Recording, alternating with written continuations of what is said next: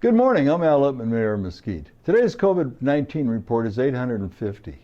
Well, we made it through Christmas and now it's New Year's Eve this week.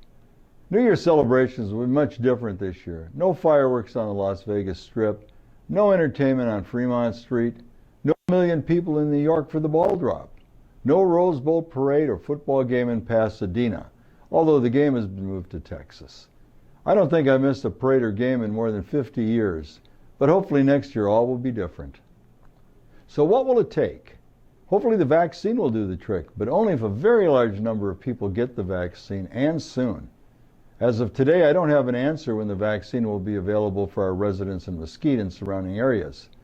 I've been in close contact with Chief Andres, and he assures me that as soon as we have factual information, we will let you know. I plan on additional videos if necessary to get the word out quickly. Also, 95.1 FM will have the needed information hourly as soon as we can make it available. With Mesquite having 850 cases so far that have been identified, a number of our residents will have some long-term effects from the virus. Of course, the majority will not and will recover quickly or will show no symptoms. Older people and many with serious medical conditions are the most likely to experience lingering COVID-19 symptoms. But even young, otherwise healthy people can feel unwell for weeks or months after the infection. The most common signs and symptoms that linger over time include fatigue, shortness of breath, cough, joint pain, and chest pain. I won't go into detail about the lingering effects, but I want to make you aware to carefully monitor how you feel and seek medical assistance when necessary. Don't be afraid to contact your doctor. It's important to remember that most people who've had COVID-19 recover quickly. But the potentially long-lasting problems with COVID-19 makes it even more important to reduce the spread of the disease by following precautions, such as wearing a mask, avoiding crowds, and keeping hands clean. I know you've heard this many, many times before. We just can't let our guard down. I know there have been meetings trying to determine when and how our kids are going to return to school. I've heard maybe in a month or so, and I've heard maybe not until late summer. No matter the case, children will be heading back to the classroom next month or in 3 months or perhaps not until the end of the school year and will be facing unusual challenges. And one of them is anxiety about being separated from their families after months of togetherness.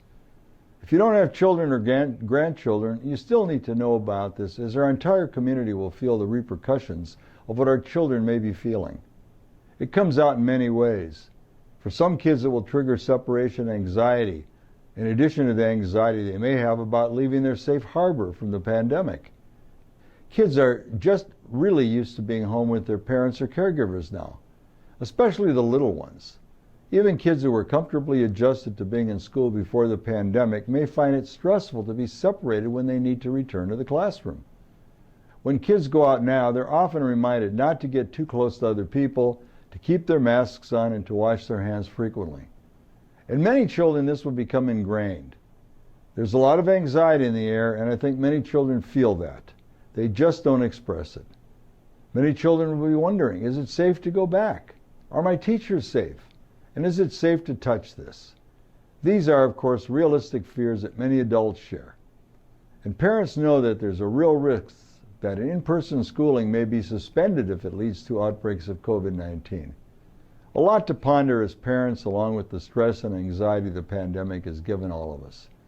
So parents have a complicated mission dealing with all this anxiety and uncertainty, reassuring children it should be safe to be away from them, while encouraging to be careful and preparing them to be flexible in case the situation changes.